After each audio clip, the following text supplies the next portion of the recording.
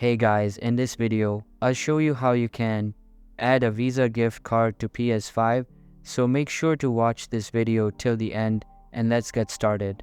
These are some steps to add a Visa gift card to your PS5. First of all, redeem the gift card code on the PlayStation Store.